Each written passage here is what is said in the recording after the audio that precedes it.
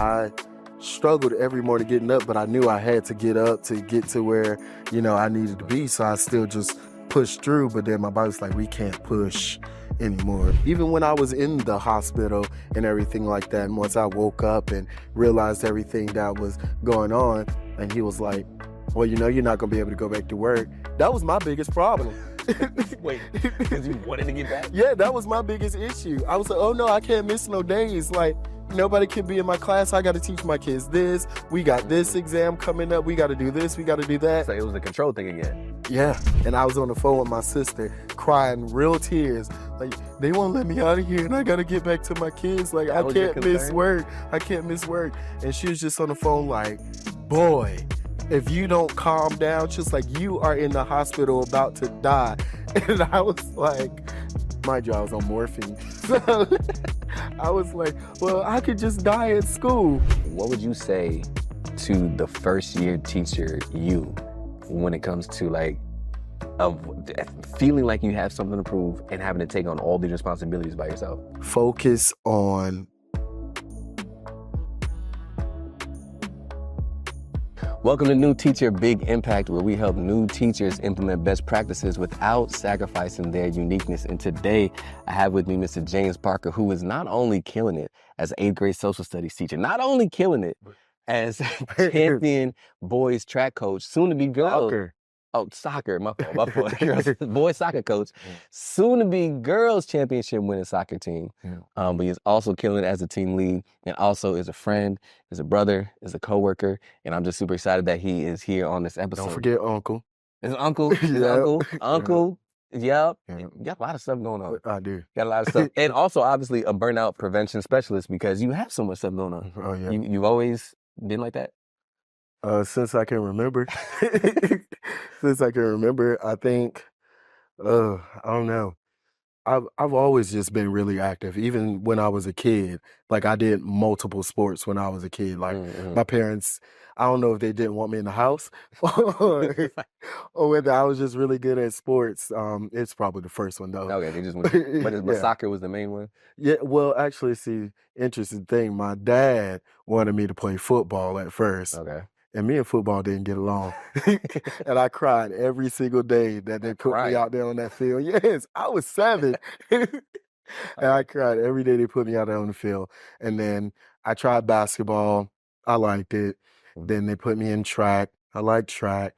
And then my sister, my older sister, one who just had a baby, she was playing soccer.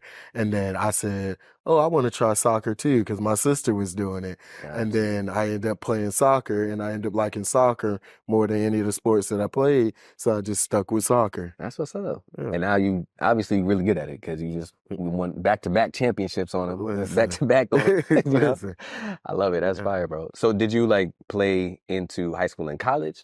Well, my college didn't have a soccer team, but I did play in college, and then I did play like travel teams in back down in Georgia. I was actually the #1 scorer in Savannah, Georgia. Word? Yeah, I was beast. All right, so yeah, you're doing a lot. Yeah.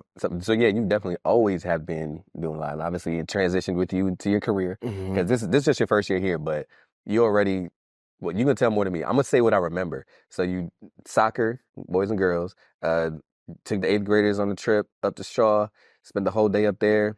We had that spooky, scared night. Oh, yeah. Whatever. We transformed the hallway. Transformed the whole school. The fire alarms. With the smoke machines. Yeah. The fire alarms was out here. We had North Carolina Agriculture Day where they brought in food, North Carolina homegrown food items. We had all that going on up there. Still putting together the 8th grade graduation that week, the whole 8th grade week for them. Yeah, there's a lot going on. I remember there was times where I would see you walking around the building and you just like, you know when you can tell when somebody's just focused on something else? Like you're walking with a purpose. Like I'm going here because I'm always focused though. I am always focused. Like you gotta stay focused. Because if you don't, if you're a busy person like I am, you lose that focus, then everything just gets ruined for the day. And then I'm gonna be walking around here mad all day.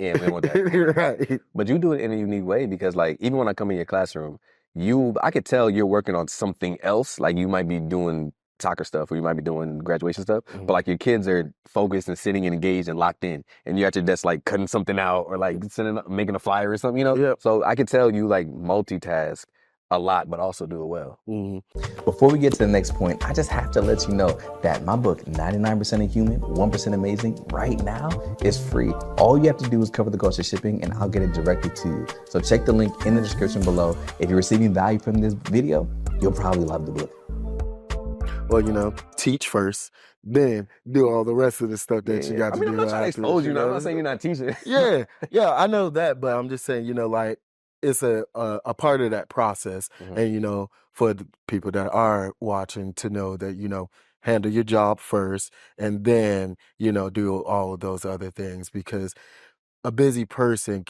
your schedule could get hectic, and you're trying to meet multiple deadlines at a time, and then missing one deadline can throw off your entire week.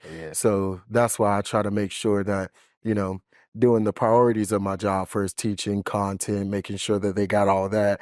And then after that, go into doing everything I need to do for like soccer or, you know, ordering clothes for Kobe that my sister told me not to, you know, and stuff like that. Yeah. So try to, you know, but just making sure that you're doing what you're supposed to do first. No, I feel that, Yeah. which is huge because, like, I feel like a lot of people don't necessarily know how to prioritize. I would say I know that was one of my struggles, definitely as a new teacher, because I'm the type of person that anytime something comes up, I feel like I have to do that thing, and I didn't do a good job of prioritizing tasks. I would just know that I had a lot of stuff to do, and I'll just try to do it, and I'll find myself getting overwhelmed because it's like I don't get done what I really need to get done, you know, because I'm doing so many different things. Oh man, I was horrible at it my first year of teaching, but this is 8 years in. True. So I so I pretty much mastered. But my first year of teaching, I feel like I was the worst teacher that you could ever think of to have. Listen, I'm telling y'all, the first year is the worst year. I tell you all the time. Like I felt like I wasn't doing anything right. I felt like my kids weren't learning or anything of the sort. And I remember the one thing my administrator told me when I went to her office and told her that I didn't think teaching was for me anymore. And she was asking me, why did I feel like that? I was like, because I don't think I'm teaching them the content. And she was like, why is that? Your kids are passing benchmarks and everything like that. I was like, I know, but when we're in class, you know, I don't feel like they're learning. And then she told me that my biggest issue was relationship building. She said I was forgetting, and I was Okay. more focused on going into position thinking, teaching. Got it. And that the relationships didn't have to be built. And that's when she told me, she said, teaching is 90% relationships, 10% content. You can learn content, but nobody can teach you how to build relationships. That's what you have to learn how to do on your own. And so when I started to build those relationships with my students, and then they came to me and found out that I played soccer, and it was like, hey, we need a boys soccer coach. So then I started building more relationships with the boys and everything like that. And so everything started to change and turn over. And then at the end of the year, I won the Kids' Choice Award my first year for the best teacher. Yeah, the first year at Albemarle Road Middle School. 2017, I won out of what I think we had like 15 or so teachers on the 7th grade level, and the students voted me as the best 7th grade teacher on the grade level. Yeah. And see, it all came from that one little moment where she told me that you gotta build those relationships with your students or your whole teaching career is gonna be unsuccessful. And so, and that's why now my relationships are the way that they are with my students, that's what I was because about I to say. focus on the relationship building piece because I know all the content already. Got you. So I got all that down packed. So I don't have to worry about content. I don't ever have to wake up one day and be like, oh, I don't know what I'm talking about today. Or I don't have to go and research and be like, oh, what is Jacksonian democracy? Or, you know, what happened? What was the purpose of the Civil War or anything like that? Because I know all these things already. But when I do come in every day, I think about the relationships that I'm building with my kids, the things that happened on yesterday, and, you know, how to build on it, how to say some apologies for some of the things that may happen the day before and things like that. But, you know, keeping that relationship strong because, like Rita Pearson said, kids don't learn from people they don't like. That they don't like. So They gotta like you. And that's what I'm saying. It's crazy because I wouldn't even have pegged that to be your struggle because the way that you build relationships now. I think Mhm. that's probably one of your biggest strengths. Aside from like avoiding burnout, your biggest strength I would say is your relationships. Yeah, and I can honestly say I think that is my biggest strength in education because I think my relationship building skills have forced my kids to want to learn Mm, because we have the rapport and they know that I care about them. So they do all that they can to make sure that I'm not upset with them and we have, mm, this good relationship still going. So they try a little bit harder.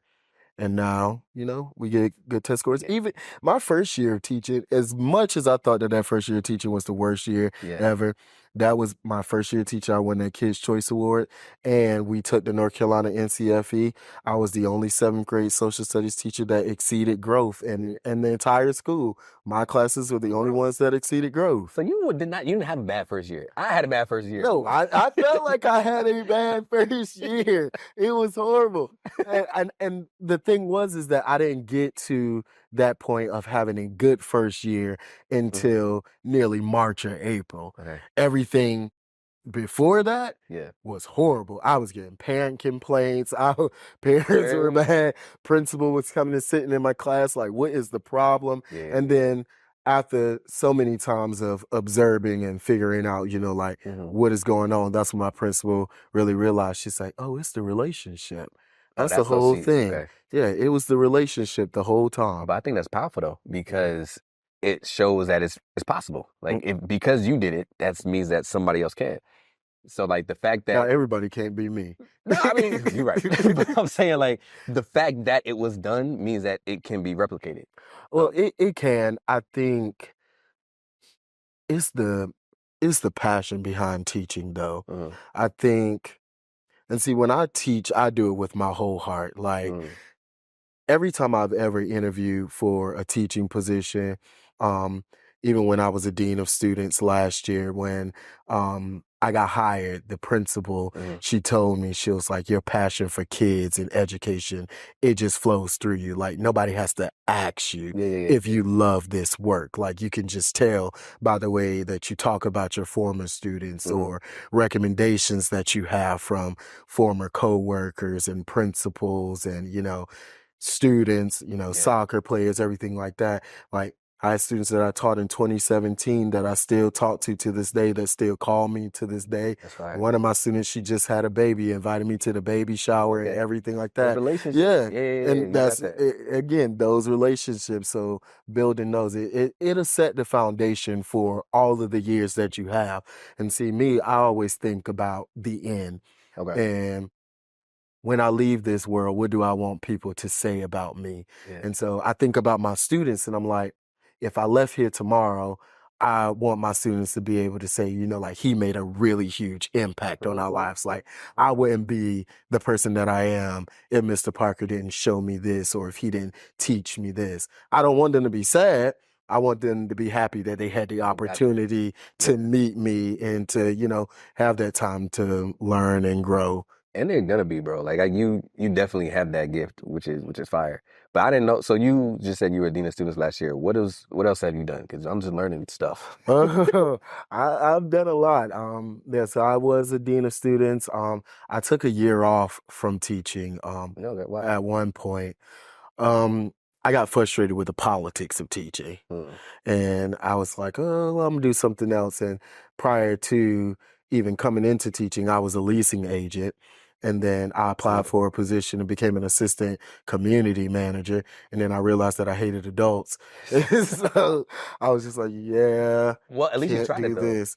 So No, I you got did try it. I was really good at it. okay. I was good at it. I was a leasing machine. Like property stayed at 100%. Delinquency was Probably always because of low. relationships. Yeah, but I did. I built Yeah, relationships yeah, with the yeah. residents too. And that was the one thing my property manager always said. She always asked me, why did I leave teaching?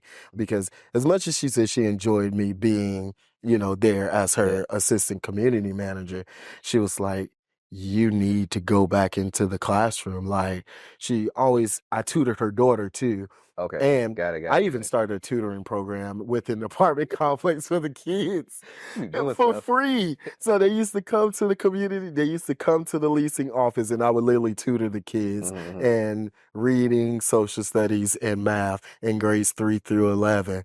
And so we were in there working that out. And then I was like, I wasn't sure if I wanted to go back in the classroom. So then I got another job. And Okay. it That was same a year, yeah, calendar year. yeah, same calendar year. And I became a center director at Huntington Learning Center. Got it. And so, dealing another tutoring center and everything like that. So you were trying to run, but you weren't really trying to run. No, yeah, Like, and that was the thing, and that was the thing. My grandmother kept telling me because she's a retired principal, Mhm. and she was just like, when God ordains certain things for your life, you just can't get Yeah. away from it. Like as much as you try to walk away from it, it's just certain things. And I feel I feel this way now. I didn't Yeah. feel this way before, but she always said like people are called to teach. And she's like, you got your calling a long time ago, Mm. but you weren't satisfied with what God was giving you. So he put you in places where he knew you weren't going to be fully happy, but you were going to be satisfied. And she was like, when you go in that classroom and you talk about your kids and everything like that, she was like, I know that's when you're more than satisfied. Like you're happy. Like it's the things that it brings the joy out of you. Mhm. And so I just, when I was at Huntington Learning Center, I was supposed to be running the center and I was back there teaching the tutor. I'm telling them how to teach the kids. I'm like, no, you got to teach him Yeah. this way so he'll understand this. And they're just like, well, what do you want us here for? I was like, I really don't know why y'all here. I could push everybody to the side and do this myself, to be honest. But And so, that's it's crazy because I was just talking to somebody else about that. Like a lot of people leave education because of the politics or whatever it is. But I say that a lot of times people leave based off of feelings, not facts. So mhm, feelings like I'm feeling frustrated, I'm feeling overwhelmed, I'm feeling like this. But rather than learning how to and get better practices, like in order to learn best practices so that you can correct some of those things, then it's like, yo, let me go do something else. But like you said, what a lot of us are passionate about this work and we're called to this thing. So even in trying to run, we don't always find ourselves in a better situation on the other side.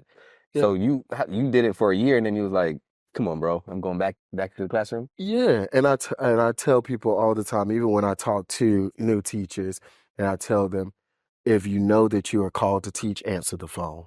Mm-hmm. Answer the phone because it's going to continue ringing. It's going to continue ringing because it's like we want so many things for our lives and Mm-hmm. what we think that we want for our lives and what we think that we need for our lives. Yeah. But there's a higher power that knows what we need for our lives. And it took me to go through those jobs to Yeah. realize what I needed. And it also allowed me to realize what my students wanted. And these kids wanted a Mr. Parker. Like they wanted True. somebody like me in the classroom. They want somebody like Mhm. me on the field coaching. They want somebody like me on the sidelines rooting them Yeah. on during basketball, volleyball, all of those things. They want teachers like that. They respect teachers like that. And that's part of that burnout that comes into play Yeah. when you're being there for every single Everything thing. because you have to be that person now, like, and you are always on, Mhm, like always. mhm. You were like that from like year one, I was like that from like year right one. after she told you to build relationships, you started just Everything all in.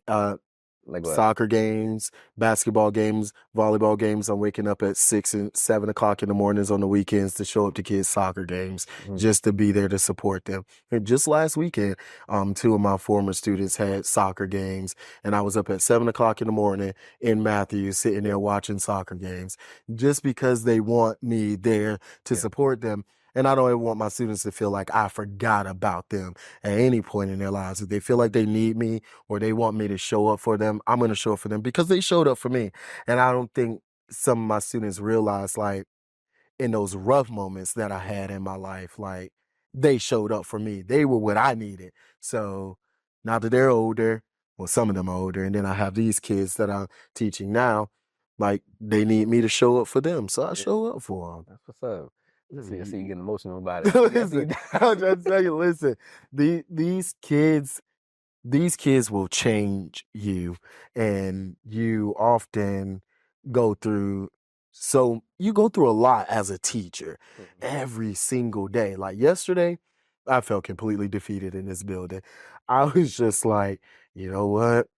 I'm just gonna sit here. Let me type up my resignation letter, and I'm What? just Not the gonna let resignation this letter. go because I was just so frustrated, and I just felt so defeated because so much was happening. Yeah. And the worst part about it, and it's one thing my mentor tells me all the time, is that I try to control every situation. Yes, I want to you do. control what the outcome is. I want to Mhm. control how it's going to happen in the middle. I want to even control the beginning of the situation. Mhm. And the beginning already happened, but I'm still trying to make it the way that I want it to, Mhm. instead of just allowing things to happen and to go with the flow. And that brings out more burnout for me because Right. I'm just not allowing things to happen. So what does that look like though? Because other people are like that. Like, how do you try to control every situation? Well, in a sense, I try to make it what I want it to be. Like What you mean? if it's small Mhm. and I want it to seem like it's big, I make it big in my head and I Mhm. make it way more than what it actually is. And then sometimes the situation could be very big and I will make the situation really small. And it's like, no, you got to give this a little bit more attention. And Hmm. so it Just give me was, like a concrete example, 'cause I'm trying to follow. so it's like, it's like, say for instance, a situation happens is it's an argument amongst two kids Okay. about a water bottle or something, Okay. and I will flip Mm. like, why are y'all arguing about this water bottle? Like, this don't make no sense. I mean, go flat out Mm. So you make it about, bigger than it needs to be. yeah, Okay. bigger than it needs to be. But if they get in there and they start tussling, then I'm like, oh, everybody just calm down, just calm down. Now it's oh, well, we need some peace. No, yeah. So it's like you got to choose the right Got you. time for peace and choose the right time to escalate. Have you figured it out? How to choose? Yeah, yeah, I did. What you got? Actually, I figured it out yesterday by talking to my therapist too. And it was just like, taking a step back and analyzing the Mm. situations in a quick manner, Mm. though, because things do happen fast in education and schools Yeah. and everything like that. So taking a step back and looking at the situation like, is this worth it? Uh, So like right now, do I really need to go over the top in this situation? No, they just arguing over water ball. Could y'all please stop and then move move on. forward?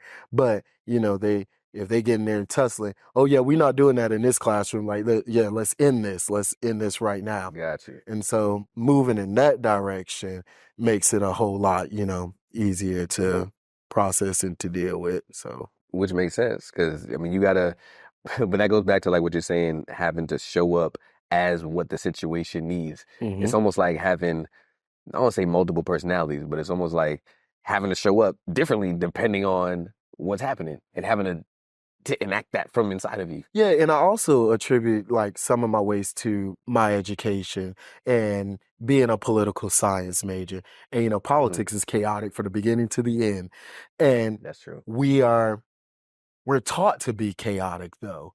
And that's the thing. Like when I look back at my program, we're taught to be chaotic. We're taught As to, human? yeah. Okay. Yeah, we're taught, if you're a political science major, you look at every situation overboard. Like it's the smallest things. And now when I'm looking at politics, because I watch CNN every day for fun. Like For fun. that's all my TV is That's on like is a social CNN. studies teacher. Yes. So I watch CNN all day. Like I was in the classroom yesterday talking to the kids about the Israel and Hamas war, and they were just like, Mm. who? Like, where is that? And I'm like, y'all don't watch CNN? It's like Nah, CNN. that might just And be. they like CNN 10? I'm like, no, not CNN 10. I'm That's on a good the place to start. actual CNN. I'm sitting there watching Anderson Cooper 360, and I'm watching Caitlin Collins, and I'm right there with them every step of the way. I'm listening to everything about the Supreme Court. Do you feel like though that taking in all that information sometimes is overload, like to carry so much in your head at the same time? No, because at first, When I was first going through education, it was a lot, especially when COVID first came True. around. It was a lot when I was filling my mind with all the things during COVID. And my first thing was like protect my students. And it was overload because Mhm. everybody was just so scared and it was the whole world was in chaos. But like I said, political scientists, you're trained to be in chaos. They don't train you how to deal with the chaos. They train you how to be a part of the chaos, how to exist in the chaos. And they sort of try to teach you how to solve the situations of chaos, but you really can't solve the situations of chaos in this world because there's so many other moving parts that go along with it. But for me, it's just like I take in now what's going on in the world True. and I look at it as if I got to make my students better. I got to put them in places where they are not falling into these True. traps or they're not True. believing in all this crazy stuff that's going on out here in the world. I mean, even paying attention to North Carolina and looking at the North Carolina State Supreme Court, how they're trying to overturn the Leandro decision for public schools and saying that they don't need to. Well, the Leandro case was the case that went before the North Carolina State Supreme Court that basically said that the state had to fund public education. Okay. And they're trying to And so overturn that? they're trying to overturn it and get rid of the public school system in the state of North Carolina. Oh. The guy who's running for governor, who is the lieutenant governor, he's fully promoting North Carolina to go fully charter without any public schools. That's a problem. It's a huge problem. I mean, we're in charter school, but I know that not everybody in charter school has like a great mind for students, like for the best interest of students, I'll just say. Right. And there are some great public schools. There are some great public school teachers. Yeah. I grew up in a public school system. Man, I was an honor student. I was in the IB program. Yeah. I had all these accolades and everything like that. You know, I tell my students all the time, I did so much in school where my senior year, I went to school for the first two classes and then I was able to go home. I had early release because I was done with all my credits. Like I was in summer school. I wanted to go to summer school for fun. Nah, see, Like I'm gonna draw the line right there. I went to summer school not for doing that. fun. Even in college, I went to summer school for fun. I never had to go. I just wanted to go because I love school. I even have a pillow at my house that says I love school. But you weren't a education major. No, I wasn't. I was a political science and international relations major. But you knew you wanted to teach, or you I tried to knew do I it? wanted to teach. Every single paper that I wrote in my political science program was on education. Oh, okay. Every single one. And I tell you, my advisor, Dr. Elaine Yarborough, I remember this lady like no other. I remember my sophomore year, we were getting registered for classes, and me and my best friend, Tanzania, we went to her office to get registered, and she was just like, "Oh, it's y'all too. Something's going on." And she was just, my friend Tansy was like, "Yep, yep." He trying to get out the program, Dr. Yarborough. And so Dr. Yarborough said, "Step out of the door, Miss Green." So she stepped out and closed the door. And she said, "What the hell is wrong with you?" And I was like, "There's nothing wrong with me." I was like, "I don't want to be in this program no more." And she was like, "What do you want to do?" I said, "I want to be an education major." And she said, "Why?" Like trying to discourage you? Yeah, she didn't want me to leave the They program. don't respect us, bro. No, she didn't want me to leave the program. And she was like, "Why?" I was like, "Because," I said, "I have a passion for education and for teaching kids." I was like, "And I know that's what I want to do in my life." Yeah. And she was the one who told me, she was like, "I have no problem with you leaving Shaw University and going and being an educator. I think it'll be great for you." She was like, "But what I do want for you is to stay in this program and understand the politics that you're getting yourself into so you'll know how to navigate through that educational system." So she's like, "Keep writing the papers on education policy. Okay. Keep talking about African Americans in education and things like that. Looking at ways to better education for our Black boys and Black girls and things like that." That's why she was the one who gave me the book that I have in my classroom, How to Teach Black Boys How to Read. Because that was one of the things that, she wanted me to be able to do that through learning, in my political science program and majoring in international relations because she felt like I could go abroad and take my love and passion for education and take it across the world for other people to see. And Gotcha. and it was so crazy because when I first went into education, when I first went to Almaro, my favorite person in the world passed away. Oh, that. And so he told me before he passed away, he said, you go and be the best educator that this world has ever seen. He was like, and I want to see you on all the screens. He was like, I may not be here physically to see you. He was like, but I'm gonna be up there to see you on all the screens. And so now when I do everything that I do in education, I do it with a purpose. I do it for my students that I teach now. I do it for my former students. I do it for my grandfather. Hmm. I do it for my grandmother, but I also do it for me because I know if I don't do anything else in this world, if I left here today and said, hey, I'm going somewhere else, the only place you will be able to find me is inside of a school somewhere. I wouldn't go anywhere else. There's not another place for me in this world. And I know that. Yeah. Like So even with all of the stresses and frustrations in politics, and like you take all of that and what is how do you deal with that, even though there's so much frustration still? I think about my kids. Hmm. They need me because I think about the frustrations that they go through. These kids go through a lot of stuff, like a lot of stuff. Some of the stuff they go through, I was like, ain't Bro. no way I can deal with that when I was Yeah, 11, 12, 12 yeah. years old. Like, I'm stressed for you. Don't worry about it. Just take some time. Just sit the paper right there and lay your head down, son. Because if I were you, I would be, struggling to make it out too. A couple And times that counts right there.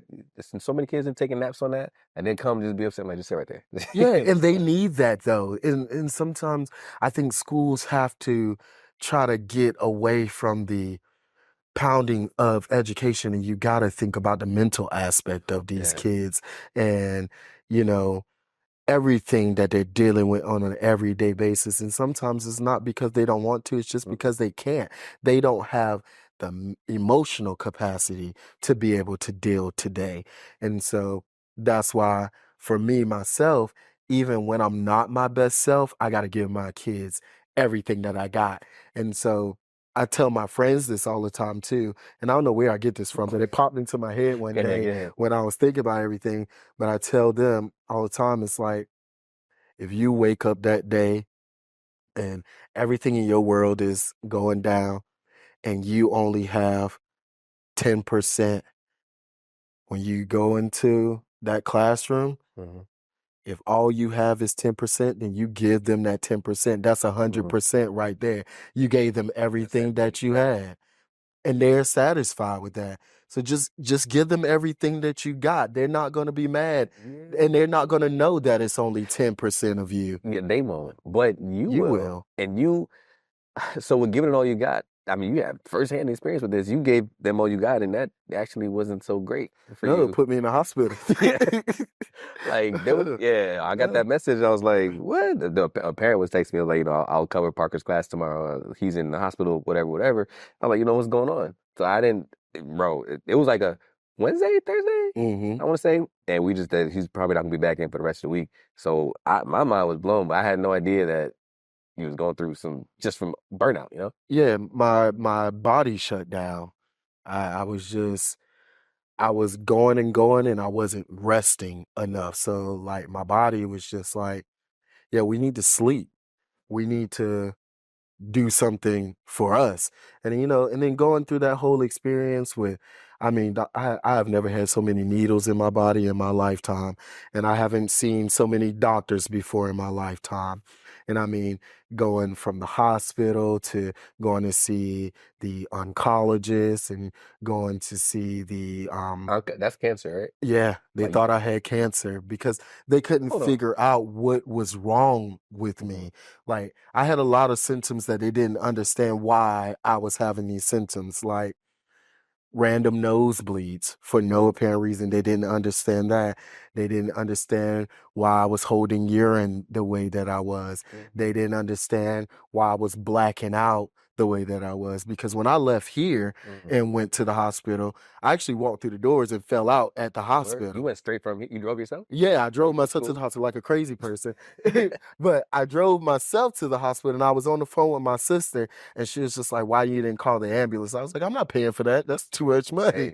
Hey. And she was like, "You're gonna die. You're trying to drive and you know you can barely see." And I couldn't barely see. Like my vision was so blurry driving the whole way to the hospital. But by the grace of God, I made it to the hospital. But I got out of the car and I walked into the hospital and I passed out right there in the hospital. Like as soon as I walked through the doors, I passed out in the hospital. Next thing you know, I woke up and I had the IVs and everything like that. And I was just like, what is happening? And they were telling me they got me on morphine. They were running these tests, going through CAT scans, everything like that. Hey. They couldn't figure out what's wrong with me. I left here at 10 o'clock in the Before morning. lunch, yeah. Yeah, I left here around 10. I got out of the hospital probably about 11:30 that night. They wanted to keep me overnight, but That's another bill too. yeah, and then also my sister is my medical power of attorney and she's in Tennessee. So they called her and asked her, like, what do you want us, keep him overnight or whatever, how soon could you get here? And she was just like, well, I got a baby and everything like that. I don't know how soon I can get here. Like if you send him home, will it be too dangerous to, like send him home?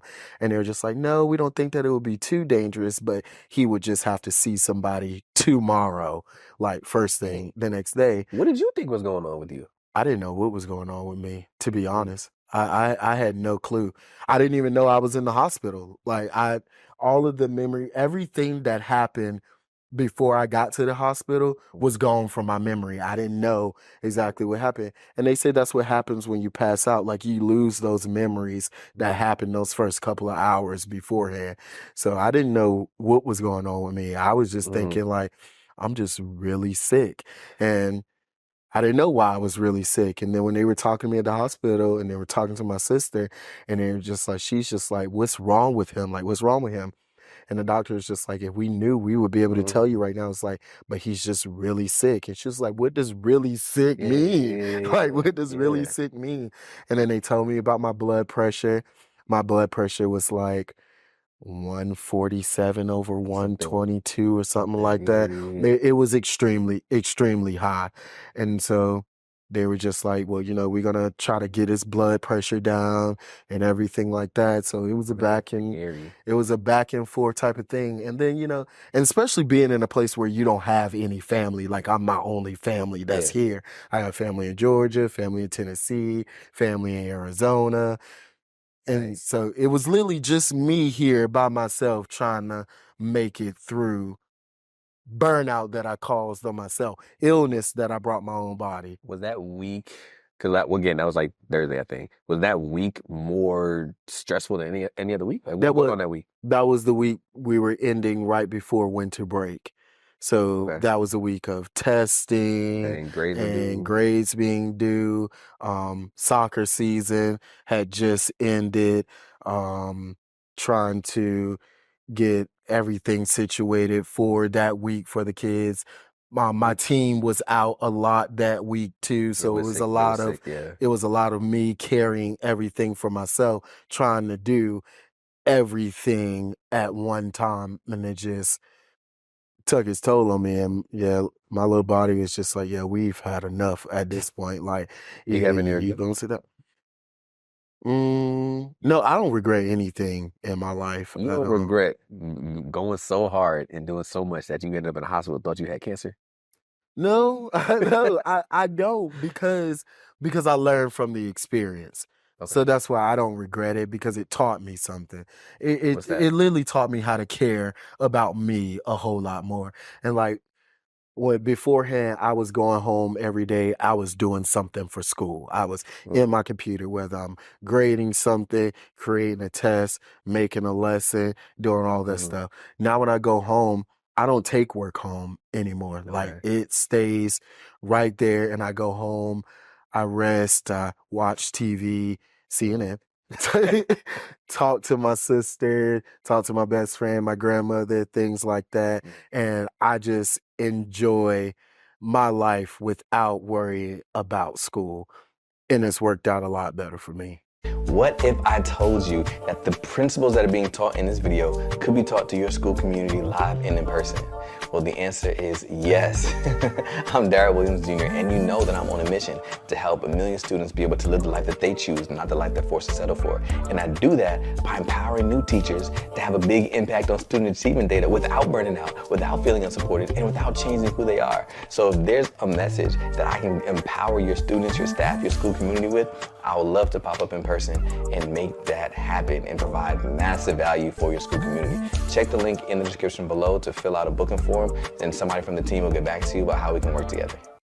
Clearly, you look lighter. Yeah. But like, has it affected your work? I'm not asking as assistant principal. I'm asking as just like has it affected your work? Which is crazy. So, how has it not affected? Then I have another question. I mean, because I still give 110% to my kids. I still give 110%. And I utilize the time that I have here at school to get everything that I need to get done for school. So I use my planning time a whole lot better. And when my students are working independently, like they're working on projects and things like that, I can use a little bit of that time to go in and like, oh, let me do the lesson plan for Monday and Tuesday real quick. And then let me go back over here and check on them. Okay, they're good. Next class comes in, get them going and everything like that. Okay, well, let me go ahead and finish Thursday and Friday. And so now my lesson plan is done. I got everything that I need done. And so now I'm good to go. I did that today too, getting their unit test together. I was like, oh, I could do this over the weekend. And I thought to myself, no, you're not going to do this over the weekend. You're going to rest. You're going to enjoy life this weekend. So while they're independently working on their projects, we get these first 10 questions done for this unit test, and then talk to them, make sure their project's going well, come back, do the next 10 questions like that. I finished the unit test all today, so now everything is all good. So Monday they're ready for their unit test, and it's no problem. But that's smart, because obviously now you're not having to take stuff home.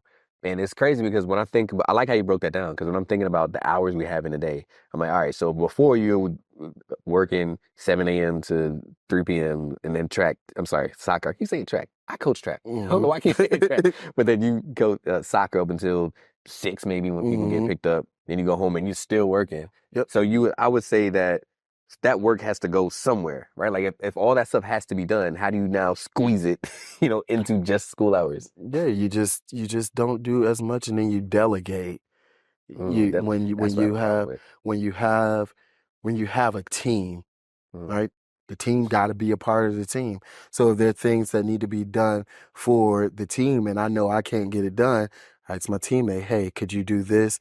Hey, are you able to do this? With soccer, I have soccer coaches. I have two assistant coaches. Can you do this? Can you do this? Can you work out the formation for the first game? Are you able to do this? Are you able to do that? Were you doing that the whole season, the whole year, school year? No. Before I got sick, it was just me doing it all myself. And literally, my days before I got sick, my days were from 5 a.m. in the morning when I wake up. And because I live all the way down on my road past over by Independence, and Independence is the worst thing that ever happens in the world. And so going from there and then getting home, doing everything that I need to do for school. So my days were literally 5 a.m. to 1 a.m. So I was getting sleep. No. I thought you were going to say like 8 o'clock at night. No. 5 a.m. to 1 a.m.? Like, nah. Yeah, that's unsustainable. Yeah, it was literally, and I wasn't getting any sleep because, 1 a.m. wasn't even when I was asleep. 1 a.m. is when I stopped doing everything that I needed to do. And so by the time I actually got to sleep, it was around 3:15, 3:30, and then I'm having to wake back up at 5. There's no sleep. There was no sleep. I wouldn't even be up. I don't know how you did it. Like my body literally would not wake up. And it was a thing, and I struggled every morning getting up, but I knew I had to get up to get to where, I needed to be. So I still just pushed through, but then my body's like, we can't push anymore unless you want to be 2.5 hours of sleep. Unless you want to be pushed into a grave. No, we're not doing that. Well, so what does it look like now? It's still 5 a.m., I'm assuming, but Yeah, it's still 5 a.m., but I'm done with everything by at least 7 o'clock, and okay. All right, that makes sense. I'm good to go by 7. Like today, I don't have anything to do when I go home, so I'm done You with good. Yeah. everything for today. And I mean, I like it this way. I still have to go to doctor's appointments because they still monitoring me to see, if I'm having any issues and everything like that. They're making sure that I'm keeping up with my appointments with my therapist and everything like that. Mhm. Blood pressure is staying down and everything like that. But I told them soccer season was about to start back again, so they're probably going to up my blood pressure medication. But because they know, listen, It- soccer season, I get out there on that field, it's a different person. no, yeah, So, but I mean, I've found the balance. balance. I've found I found a way to make sure that I take care of me and take Mhm. care of my students and everything that I have to do here at school at the same time. And through delegation, you said that Hmm. the delegation helped, which is a huge struggle for me because similar to you, I don't. It's not that I always want to be in control. Yes, it is. It's like I always want to be in control, like Yes. of the situation. I feel a lot of times that I'm the best person to do it because it's hard to articulate my vision. So whether it's I don't know, even if I'm editing a video or dealing with a student discipline, it's hard for me to give it to somebody else because like I don't know what they're gonna say or what they're gonna do. Hmm. It's hard for me to coach them to do it like me, similar to kind of what you were saying. So delegating is like really hard for me. I don't. That's as an assistant principal. Hmm. As a teacher, how do you even delegate your tasks? Because I feel like you have to do your stuff. I mean, well, that's because I'm talking about the things that I do outside of teaching that I Okay, can okay, delegate, like the stuff for the moving up ceremony. I can give, like, okay, we need program typed up. Hey, could you type up the program? Oh, we need shirt designs. Could you type up the shirt design? Going to the moving up ceremony committee and say, these are all the things that are on our agenda for March. Who can take on this? Who can take on that? Who's gotcha. able to take on that? And it's easier for me to be able to do everything that I need to do and then have everybody send everything back to me and me look at it and say, okay, oh, all we need to do is make a few minor changes here, right here, done. Send that off to Mrs. Barnes and see what she says about it Okay. and go about it that way. So it's actually not that much different because that's the space I'm in now, which is again, it's been tough, but even honestly, as you know, I make content, produce content. I'm trying to help as many new teachers as possible. So I'm trying to spread the message as Mhm. far as it goes. But it was becoming a lot for me as I was growing and scaling because I'm recording videos and I'm sitting down and editing it. And a video that takes 20 minutes to record could take an hour and a half, to edit. So I started outsourcing that. So even like for this video, now I'm the workflow is cool. It's kind of undelegated. I'm learning, right? Undelegated. So I'll sit down, we're gonna record this, and I'm gonna send it off to Jeff later. Shout out Jeff, appreciate you. All right, send it off to Jeff, and I just give him some timestamps, like make sure you mention this, make sure you highlight that moment, type thing. Then he edits it and sends it back, and then I upload it, and it's a lot easier on me because now it frees me up to now go do something else. Mhm. And it sounds like you're saying the same thing with teaching, where like you said, your main focus, your main priority is teaching and educating these students. Mhm. The other stuff that you find yourself in, the teachers, whether it's clubs after school, it's sports, it's tutoring, right? Those are some things that you can lean on a team, incorporate some other people. We can come together in this thing so that you're not burning yourself out. Yeah, you have to you have to give yourself some you, if that makes sense. Like you got to give yourself you. You got to give yourself an opportunity to be who you are. And if you're taking so much time out of your day to do everything for work and you're not socializing with friends, socializing with family, or just spending time alone thinking about what your next steps are, you end up losing yourself. Not only do you fall into bad health, but you lose yourself. And that's why, even when I was in the hospital and everything like that, and once I woke up and realized everything that was going on, and he was like, well, you're not going to be able to go back to work. That was my biggest problem. Wait, because you wanted to get back? Yeah, that was my biggest issue. I was like, oh no, I can't miss no days. Like, nobody can be in my class. I got to teach my kids this. We got this Mm. exam coming up. We got to do this. We got to do that. So it was a control thing again. Yeah. I thought you were trying to save your PTO days. You just didn't want anybody else to try to come I in. didn't want nobody else in my space. I didn't want anybody else with my kids. I don't like other people with my students because I don't feel like anybody else loves them the way that I do. To be truthfully honest, if I could take every subject and teach all the subjects on eighth grade to my kids myself, I really would put them in an auditorium and I would teach everything to them myself because I don't like sharing them. And I've always been selfish like that. It's really bad. It's like I always ask my parents, like, did y'all ever teach me how to share? Like maybe I missed that skill because y'all couldn't have taught me how to share because I don't like sharing anything. But I mean, I just figured, I just was like, I gotta be there. Like, I gotta be there. And I didn't know how long they were trying to keep me there. So I was just like, yeah, I gotta get up out of here. Like, I gotta get out of here. And I was on the phone with my sister crying real tears. Like, they won't let me out of here and I gotta get back to my kids. Like, I can't miss work. I can't miss work. And she was just on the phone like, boy, if you don't calm down, just like you are in the hospital about to die. And I was like, mind you, I was on morphine. So I was like, well, I could just die at school. She was just like, what? No, you can't. We can put a hard stop on that. You're not coming here dying. She was like, what? And then the nurse was just like, yeah, Mr. Parker, you can't do that. We can't see you to the school to die. I was just like, it will be okay. It will be okay. He was like, no, it would be okay. He was like, do you know the traumatic experience you will put your students through? And my sister was like, oh, y'all got him on some really good stuff, don't y'all? I could just die at the schoolhouse.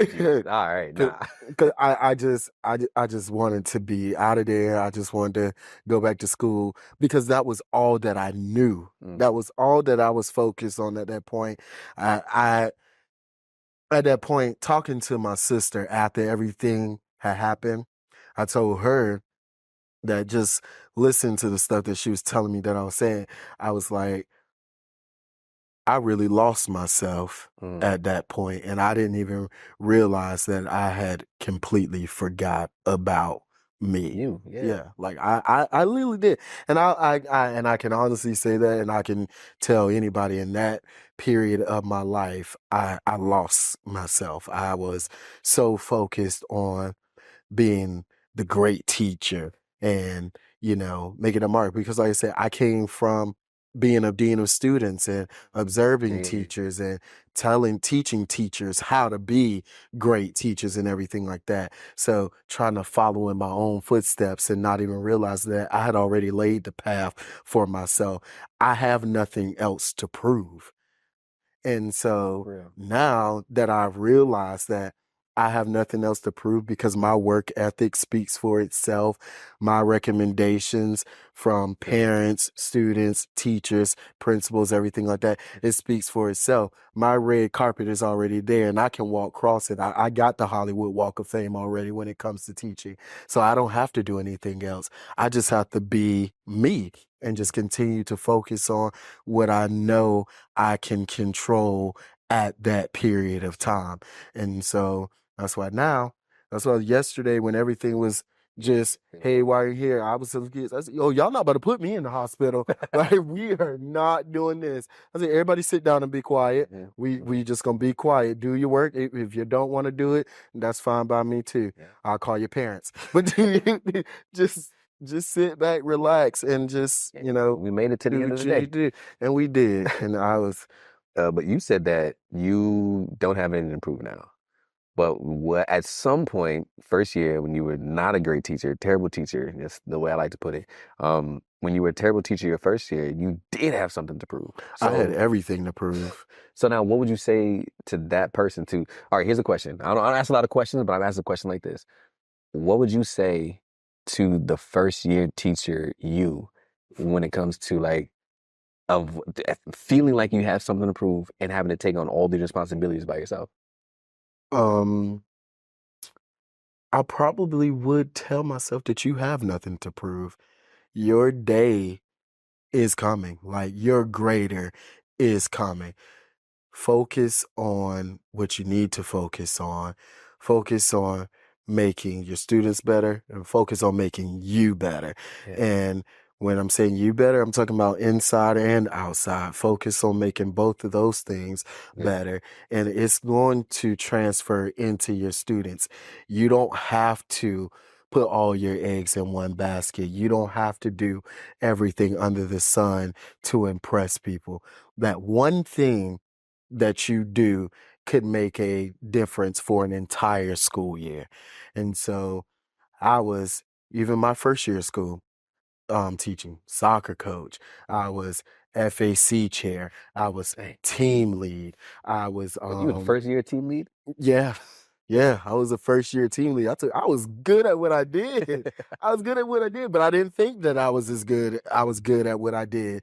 But yeah, first year I was team lead, soccer coach, FAC chair.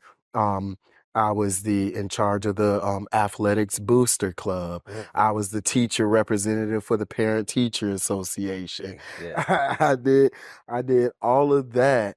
And so I was just like, I also worked on the fall festival committee and everything Okay. like Which is that. big. Put together the haunted library at the school and everything like Yeah, that. so you've been like this. Yeah, yes, I've been like this, and I did all of those things thinking that I had something to prove, but in all reality, the little things that I did in the classroom were enough for my kids. It was enough for their parents. It was enough for my principal. It was enough for the district.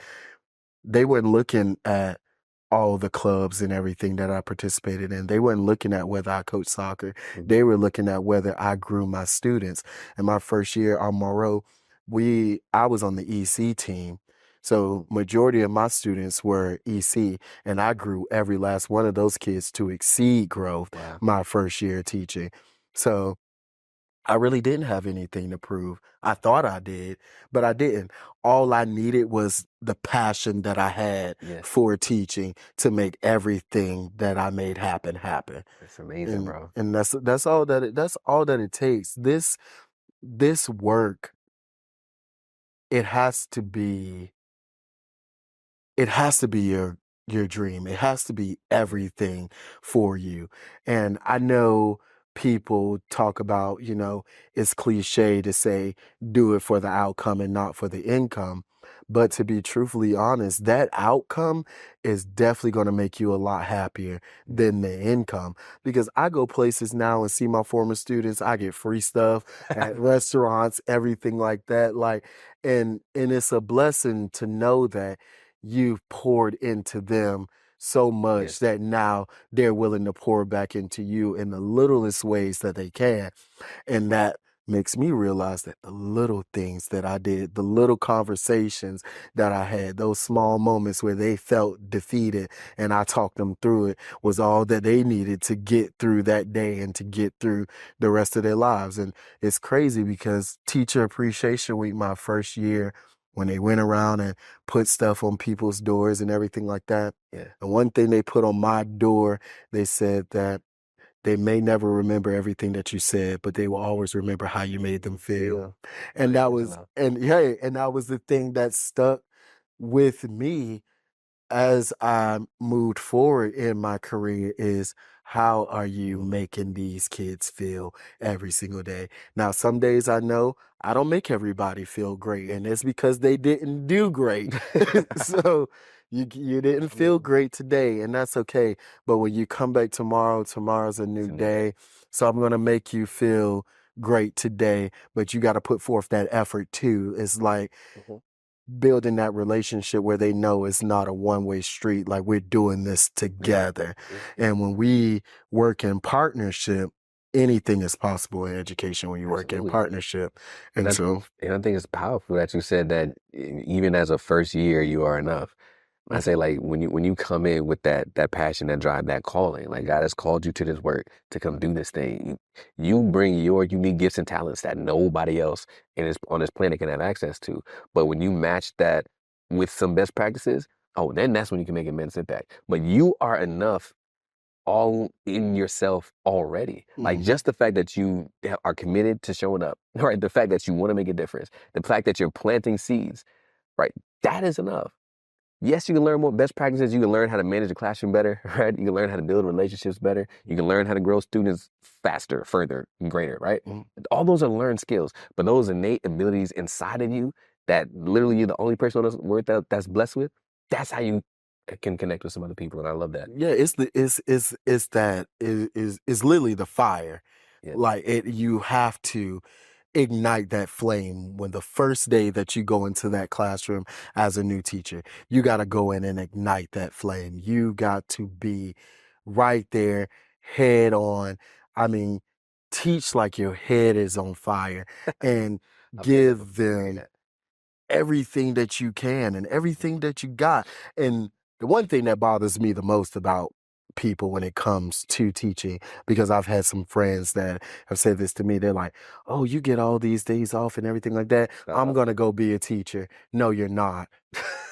No, you're not. And don't ask me for a reference for you to be a teacher because you're not doing it because you love these kids. You're doing it because you want vacation days. Work from home. It's not worth it. Hey, it's not worth it. It The is vacation day. yeah, is not worth it.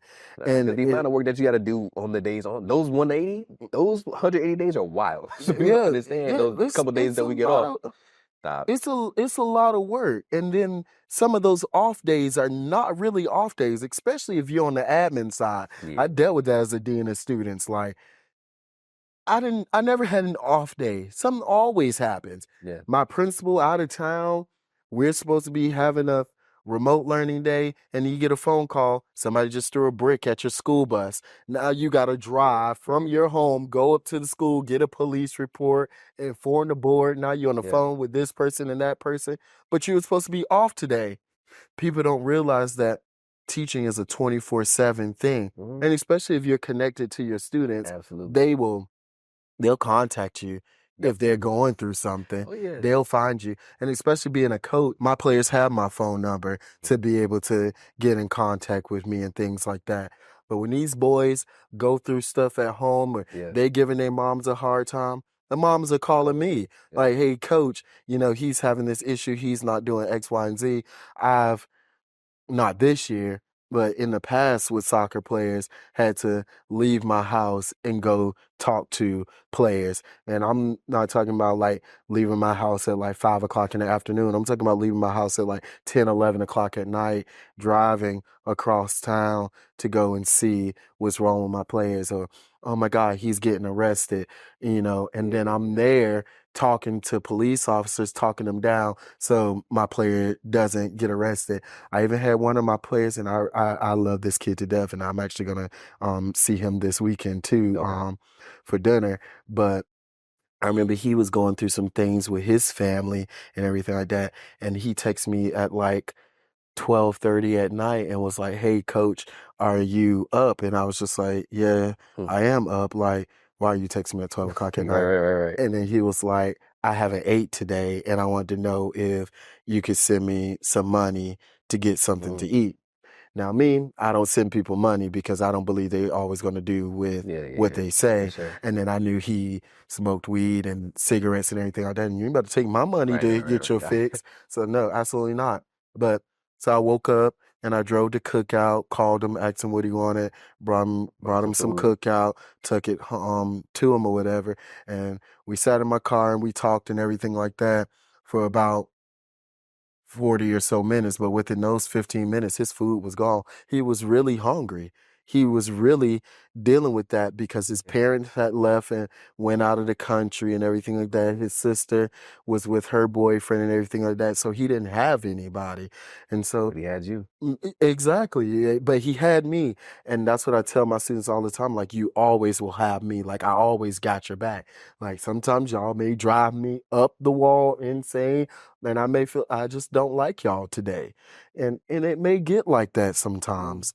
But when you know that you're doing it with a purpose and you knew that you answered the phone when Yeah. God called you to do this work, you can show up there and you can be there for them every single time because the risk is not greater than the reward. That reward is always going to be better when it comes to these kids. Man, you just got to hone in on that. And, new teachers, often get bogged down and they get frustrated with these new age kids. And I understand it because I some of my days I'm just like, who raised y'all? Like, were y'all raised in a barn? Like, what is going on in this world? But then you also got to realize that regardless of what is going on at home, they're here with you right now. So train them, show them how to operate in the world, show them how to be good people. And I like that's why I like to teach social studies, to be truthfully honest, because I can take history and teach them lessons through history, life lessons through history, especially when we're talking about things like the civil rights era, Civil War, things like that, even the world wars, letting them know, like the confrontations and how these things happened and how everything unfolded, to help them be better people in society with the real world application. Take them out of the classroom and take them into their worlds, take them into the places that they know about. Teaching World War One, you can explain it to them.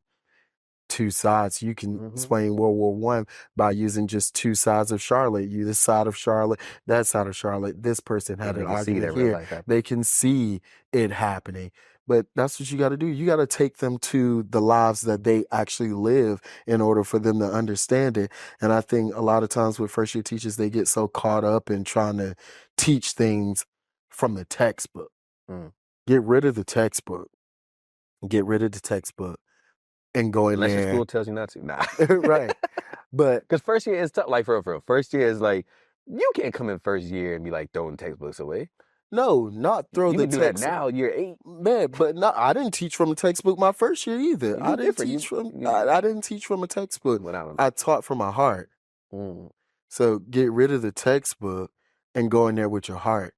Teach them. You might need a textbook though. You might need you got state standards, man. You might need a little textbook. No, you don't need it. You really don't need a textbook because, like with social studies, you got so many resources out there. All you got to know is what you're teaching, and you can apply it. With math, you don't need a math book to teach these concepts. You can get up there and put the problem up there, give them an example, work it out with them a couple of times, and you can show them. But when you're doing it. As you were dean of students last year, would you recommend for every teacher to get rid of the textbook after observing teachers in the classroom? I'm not saying like get rid of the textbook where it's just like, oh, we don't need this and we're never going to use that. I'm saying it in a metaphorical sense when I say get rid of the textbook and go in there with your heart. Like, let them see you do it. Let them see the passion for this subject in you, because that's how they're going to learn it. That's how they're going to start to love it. I mean, prime example, student, he's on the soccer team, and he and I were having a conversation the other day about the civil rights era. And well, actually, because we were talking about Manifest Destiny, and we were talking about Andrew Jackson, James K. Polk, and the racism that they displayed towards the Native Americans and everything like that. And I was telling him how the next couple of things that we're going to be talking about in content are going to be talking about racism and understanding those types of things and how America was built and what this country was built on, to get them to understand it. And, he's Hispanic, so they don't fully immerse themselves in all of these, concepts of racism and how America was founded and everything like that. But to have the conversation with him and for him to see my passion about it, he said, I know this is starting to be my favorite class because you are into it and it makes us into it. And so that's why I say, set aside the textbook and do it with your heart. You got to take your heart in there. You can't just think that reading from a line and holding the book open and say, hey, answer these questions at the end of this chapter is going to get these kids. It's not going to get them. It's going to get you problems. It's not going to get you success. That's okay. I could rock with that. Before you throw it in a textbook, I was like, what you talking about? But I see the metaphor now, but because I always say that good teachers teach subjects, great teachers teach students. So it's kind of the same thing, and that's like the subject matter, yes, it is important. Yes, you still have standards, you still have the state tests, or still whatever it is. So yes, you have to be a standards aligned as you're teaching, but to your point, teaching with passion, teaching from your heart, teaching what the students need, the skills they need to be successful human beings, that's what's going to matter. And that's what's going to transfer. And that is what makes you who you are. And that's why I'm so grateful, not only for you to be here in this building, honestly, because you're doing some fantastic stuff for the students in the building, but also just to like know you as a human and to know you as a person. If this school year burnt you out and you're coming back next school year, summer break isn't going to be enough to make next school year even better, because time off doesn't heal you when the issue is how you spend your time on. What will heal you is a solution to your stressors. As a former terrible teacher turned two-time teacher of the year, I've struggled with the same things that you are struggling with. Tell me if you said any of these things this year. This is too much. What is wrong with these kids? Where's my support? You don't need any more strategies that may or may not work. What you need is a comprehensive solution, one that is unique to you and your problems.